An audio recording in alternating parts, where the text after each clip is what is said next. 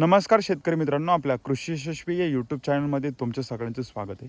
मित्रांनो, व्हिडिओ खूप महत्त्वाचा आहे. 2025च्या खरीप पीक विम्याबद्दल आपण सगळे अपडेट बघणार आहेत. सध्या नेमकी परिस्थिती काय आहे, आपल्याला नेमका पीक विमा कधी भेटू शकतो आणि केव्हा भेटू शकतो याची संबंधित थोडक्यात आणि महत्त्वाचे अपडेट बघणार आहेत. मित्रांनो, आपल्याला माहिती आहे मित्रांनो, मी परत रिपीट करत नाही की राज्य सरकारने 4 ट्रिगर काढून टाकलेले इथं आणि आता एकच ट्रिगर राहिलेला आहे, तो म्हणजे अंतिम पीक कापणीचा अहवाल. तर मित्रांनो, अंतिम पीक कापणीचा अहवाल म्हणजे मागच्या 7 वर्षापैकी बेस्ट 5 वर्ष आणि यावर्षी जी तूट झालेली आहे, म्हणजे जी घट झालेली आहे, ती घट. सो यावरून अंतिम पीक कापणीचा अहवाल येत असतो. तर मित्रांनो, 31 किंवा 30 डिसेंबरपर्यंत मित्रांनो हा जो अहवाल आहे, हा अहवाल केंद्र शासनापर्यंत पोहोचतो आहे. मित्रांनो, याचा पार्शियल डेटा म्हणजे अर्धवट डेटा आलेला आहे आणि हा डेटा मित्रांनो केंद्र शासनाला पोहोचल्यानंतर हा डेटा पीक विमा कंपनी जी असते त्या पीक विमा कंपनीला जातो आणि आपल्याला मी तो GR पण इथे व्हिडिओमध्ये टाकण्याचा थोडा प्रयत्न करेल की त्यानंतर मित्रांनो 21 दिवसानंतर म्हणजे 3 आठवड्यानंतर मित्रांनो हा जो पीक विमा आहे हा शेतकऱ्यांच्या खात्यात वर्ग करायचा असतो. केंद्रीय कृषी मंत्री शिवराजसिंह चौहान यांनी संसदेमध्ये पण सांगितलं होतं मित्रांनो, आणि त्यांनी खूप प्रयत्न पण केले होते आणि आश्वासन पण दिलं होतं की महाराष्ट्रातील शेतकऱ्यांना पीक विमा जो आहे तो वेळेत मिळण्यासाठी आम्ही खूप प्रयत्न करतोय. आणि उद्धव बाळासाहेब ठाकरे गटाचे जे खासदार आहेत मित्रांनो, त्यांनी पण खूप प्रयत्न केले, जसं ओमराजे निंबाळकर झालं किंवा इतर सदस्य झालं. तर मित्रांनो, यामध्ये हा जो अहवाल आहे हा पीक विमा कंपनीपर्यंत गेल्यानंतर 21 दिवसानंतर पीक विमा भेटण्याची शक्यता खूप जास्त असते. पण यामध्ये मित्रांनो नेमका हा पीक विमा त्यामध्ये कोणी जर आक्षेप घेतला किंवा डेटा जर म्हणजे जी माहिती ती जर चुकीची ठरवण्यात आली किंवा कोणी कोर्टात गेलं तर हा पीक विमा लांबण्याची शक्यता आहे. पण नियमानुसार मित्रांनो जानेवारीच्या लास्टपर्यंत म्हणजे 20-25 जानेवारीपासून ते 15 फेब्रुवारीमध्ये आपल्याला पीक विमा भेटण्याची दाट शक्यता आहे मित्रांनो.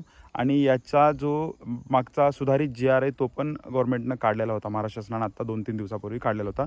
त्याचा व्हिडिओ पण आपण बनवलेला आहे मित्रांनो. यानंतर मित्रांनो आपल्याला माहिती आहे की हा जो पीक विमा आहे मित्रांनो हा नेमका आपल्याला किती भेटू शकतो. तर मुख्यमंत्र्यांनी मित्रांनो सांगितलेलं आहे की आम्ही 17,000 रुपये प्रति हेक्टरी पीक विमा देण्याचा प्रयत्न करतो आहे.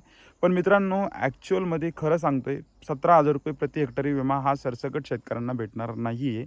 यामध्ये जिथे तुम्हाला माहिती आहे राज्य सरकारने जवळजवळ 253 पूर्णतः बाधित आणि जवळजवळ 50-52 अंशतः बाधित जे तालुके दाखवलेले आहेत किंवा त्या तालुक्यामध्ये अंशतः बाधित जे तालुके आहेत त्यामधील जे महसूल मंडळ आहेत मित्रांनो, त्यांना पीक विमा जो तिथली जी आकडेवारी किंवा विमा प्रतिनिधी येतील ती जी आकडेवारी ठरवतील त्यावर असेल.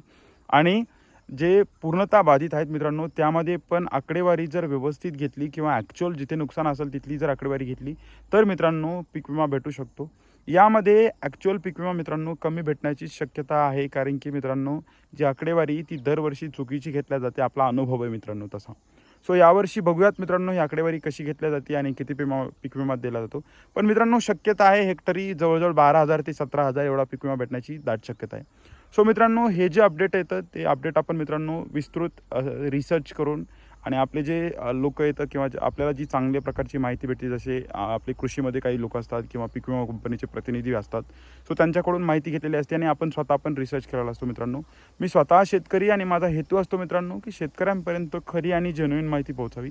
सो मित्रांनो 2 अपडेट होते. एक अपडेट होतं मित्रांनो की आपल्याला पीक विमा जो आहे तो 20 जानेवारीपासून ते 15 फेब्रुवारीपर्यंत भेटण्याची दाट शक्यता आहे आणि 12,000 ते 17,000 यामध्ये मित्रांनो प्रति हेक्टरी पीक विमा भेटण्याची शक्यता आहे.